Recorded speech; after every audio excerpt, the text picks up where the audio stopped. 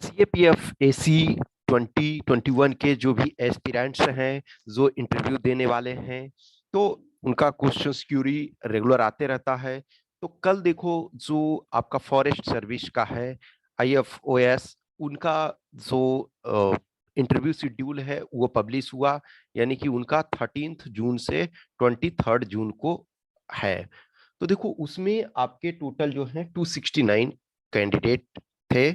आपके वाले में अप्रॉक्स 500 कैंडिडेट के करीब हैं।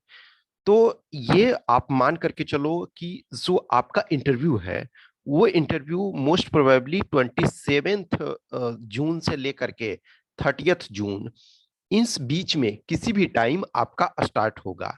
एक और कंफ्यूजन कैंडिडेट के पास था कि जो ईपीएफओ का ये आपका जो इंटरव्यू है, तो since EPFO is not a regular vacancy, EPFO आपका जो हर एनुअल आपका उसका कैलेंडर नहीं है, वो जब उनके पास वैकेंसी क्रिएट होती है तो वो एक तरह से यूपीएससी को देते हैं। इधर आइदर ये इसमें देखोगे कि आपके एओ ईओ का एग्जाम होता है या एपीएफसी का। मेनली यूपीएससी आपका दो ही एग्जाम कंडक्ट करवाती है उनके लिए, जो एओ और ईओ और या फिर एपीएफसी का। तो इनका जो होना है, शायद 1290 कैंडिडेट्स इनके हैं। तो इनके कैंडिडेट इसमें लिटिल ज्यादा टाइम लगेगा। ऑब्वियसली है, आपका इसमें 500 कैंडिडेट है, तो 500 कैंडिडेट का यदि आप देखो स्टैंडर्ड देखो तो 12 डेज लगना चाहिए इसमें। 12 day means 12 working day. Okay, 12 working day, 12 और 13 वर्किंग डेज में ये फिनिश हो जाएगा। लेकिन यदि हम इसमें देखते हैं, तो इसमें एक स्टैंडर्ड यदि देखोगे स्टैंडर्ड के पॉइंट ऑफ व्यू से, तो इसमें आपके 30 वर्किंग डेज लगेंगे। तो 30 वर्किंग डेज का मतलब होता है ज्यादा हो जाता है। और आपका जो 22 का जो एग्जाम है, वो 7 अगस्त को होना है। यूपीएससी की हर एवरी टाइम कोशिश ये रहती है कि जो नेक्स्ट एग्जाम होना है, तो उस नेक्स्ट एग्जाम से पहले उनका रिजल्ट पब्लिश कर दें। अब यदि आप बोलोगे फॉरेस्ट सर्विस वाले में तो ऐसा नहीं हो रहा, क्योंकि फॉरेस्ट सर्विस का जो प्री होता है, तो अभी कुछ ईयर से सिविल सर्विसेज के साथ ही उसका प्री होता है, उसका मेंस अलग टाइम में होता है। तो नो डाउट उनका पहले नहीं आ रहा है, ये जनरली हमेशा इधर से हो रहा है, क्योंकि एक्चुअल में जो था कि उनका एग्जाम जो होता था वो पहले अलग होता था, लेकिन कई साल से जो है मर्ज करके किया जा रहा है। प्री में मेंस फिर अलग होता है और सिविल्स का मेंस अलग होता है। तो इनका नोटिफिकेशन जो इंटरव्यू का फॉरेस्ट सर्विस का आ गया है। आपका ये मानो कि 27 से 30 जून तक किसी भी टाइम आपका हो सकता है। और उसके बाद ईपीएफओ का होगा। बहुत सारे कैंडिडेट हैं जिनका ईपीएफओ का भी है और आपका सीएपीएफ का भी है। तो कहीं भी ये मानो कि जो बेसिक आपका प्रिपरेशन है, जो आपका डीएएफ है, इन द सेंस कि जो आपके career, life, family and other aspects है, एजुकेशनल क्वालिफिकेशन एंड ऑल, तो वो आपके तो दोनों में सेम रहेंगे। इसमें कुछ जो है ईपीएफओ होगा तो उसमें कुछ कोर आप एरिया अपना प्रोविडेंट फंड से संबंधित, इकोनॉमी से संबंधित, अकाउंट से संबंधित कुछ चीजों को एक्स्ट्रा करोगे। लेकिन जो सीएपीएफ वाले हैं वो अपना इंटरनल सिक्योरिटी पे अधिक फोकस करेंगे। तो जो भी एक और डाउट्स कैंडिडेट के पास, बहुत सारे कैंडिडेट हैं जो ऑलरेडी सिविल्स का फॉर्म भरे हुए हैं। अब आपके जल्दी ही यानी कि 15 डेज में सिविल्स का भी प्री होना है।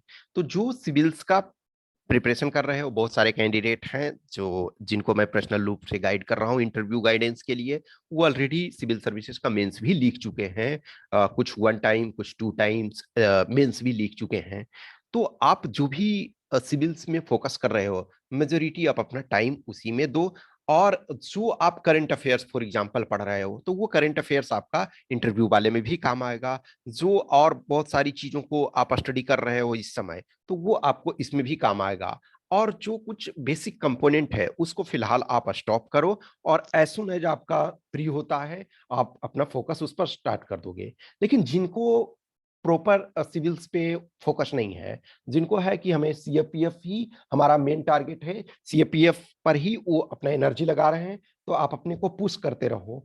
और यू बेटर नो कि हम एवरेज कितने मार्क्स में फॉल कर रहे हैं, अप्रोक्सीमेट। कोई 100% तो नहीं बता सकता ना कि हमारे इतने मार्क्स आ रहे हैं, इतने पे सिलेक्शन होगा तो हम ये अनुसार वर्क करेंगे, नहीं। लेकिन फिर भी एक एवरेज अप्रोक्सीमेशन में आपको मार्क्स पता है कि हमको मोर और लेस इस रेंज में आ रहा है, तो आप अपने उस अनुसार वर्क करो। जो भी कैंडिडेट को सिविल्स नहीं देना है, सिविल सर्विसेज पर फोकस अभी नहीं है, कुछ कैंडिडेट होते हैं कि ठीक है मैं एक बार इसमें स्टेबिलिटी प्राप्त कर लूंगा, उसके बाद फोकस करूंगा या करूंगी व्हाटसोएवर, तो आप अपना इंटरव्यू पे फुल रूप से फोकस करो, आप रेडी रेडी रहो। इन जनरल आपका जो है कि 3 वीक्स पहले आपको शेड्यूल दे देते हैं, किसी भी आप एग्जाम में देखो, जो यूपीएससी का स्टैंडर्ड होता है, 3 वीक्स पहले आपको नोटिफिकेशन दे देते हैं। फॉर एग्जाम्पल देखो, 13th से इनका होना है IF फर्स्ट का, तो आपके अभी 3 वीक्स हैं बचे हुए, 3 वीक्स प्लस, तो उसमें से आ गया शेड्यूल। तो सेम सिचुएशन आपका जो इंटरव्यू होना है, तो मैंने बताया कि मेरे अनुसार जो प्रोबेबल है 27 से लेकर के 30 जून किसी भी टाइम। तो आपका जो भी है ये आपका जो नोटिफिकेशन है, आइदर आपका जून फर्स्ट वीक में, यानी कि हो सकता है सिविल के जस्ट पहले, या सिविल सर्विसेज के जो प्री है उसके जस्ट 1 या 2 दिन बाद, या हो सकता है Monday Tuesday, means in the sense की 5 जून को प्री है तो 6th 7th के आसपास ये आपका आ जाएगा शेड्यूल प्रॉपर तरीका से। तो जिस भी आप कंडीशन में हैं, आप अपनी प्रायोरिटी को देखें।